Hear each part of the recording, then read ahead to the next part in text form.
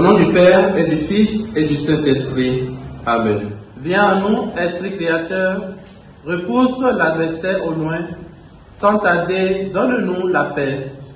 Ouvre devant nous le chemin, que nous évitions toute faute.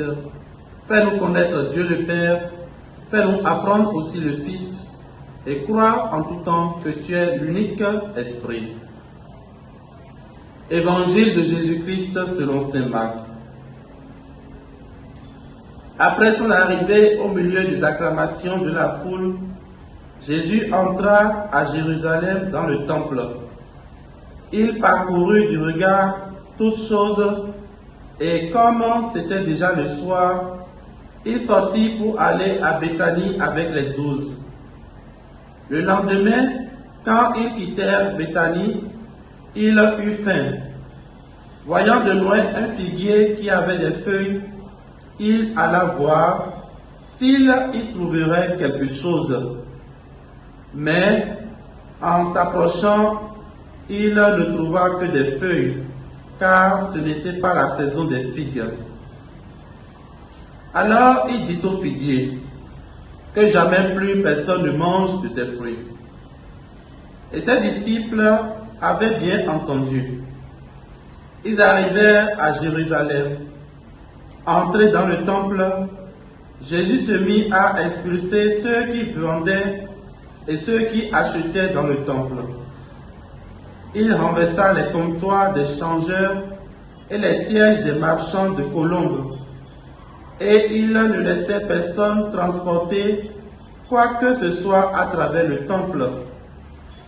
Il enseignait et il déclarait aux gens, « L'Écriture ne dit-elle pas, ma maison sera appelée maison de prière pour toutes les nations. Or vous en avez fait une caverne de bandits. » Apprenant cela, les grands prêtres et les scribes cherchaient comment le faire périr. En effet, ils avaient peur de lui, car toute la foule était frappée par son enseignement. Et quand le soir tomba, Jésus et ses disciples s'en allaient hors de la ville. Le lendemain matin, en passant, ils virent le figuier qui était desséché jusqu'aux racines. Pierre, se rappelant de ce qui s'était passé, dit à Jésus, « Rabbi, regarde le figuier que tu as maudit est desséché. » Alors Jésus, prenant la parole, leur dit, « Ayez foi en Dieu.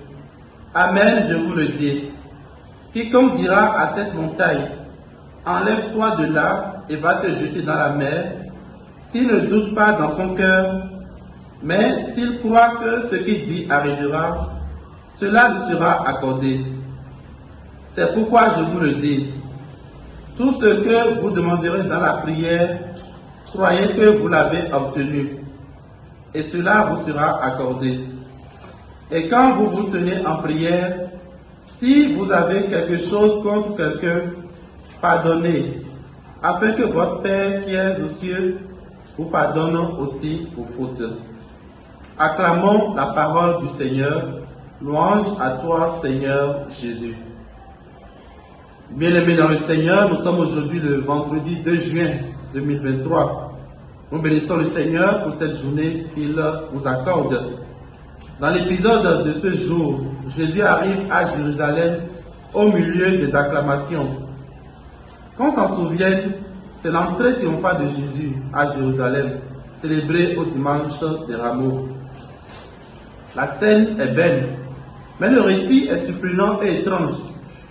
Jésus se met en colère. Il maudit un figuier et expulse des vendeurs du temple. À regarder de près dans cet évangile, ce n'est pas le figuier que Jésus semblait viser. Son acte de malédiction sur le figuier était censé tourner les regards vers le temple qui ne répond plus aux attentes de Dieu. Frères et sœurs, que fais-tu de ton corps aujourd'hui, temple de l'Esprit Saint? Est-il devenu le lieu de mensonges, de trafic, de l'égoïsme, de l'avarice, de la rancune et d'autres choses du même genre? pendant cette journée, fais ton examen de conscience pour voir si vraiment ton corps est le temple de l'Esprit. Que la bénédiction de Dieu Tout-Puissant, Père, Fils et Esprit Saint descende sur nous et demeure à jamais. Amen.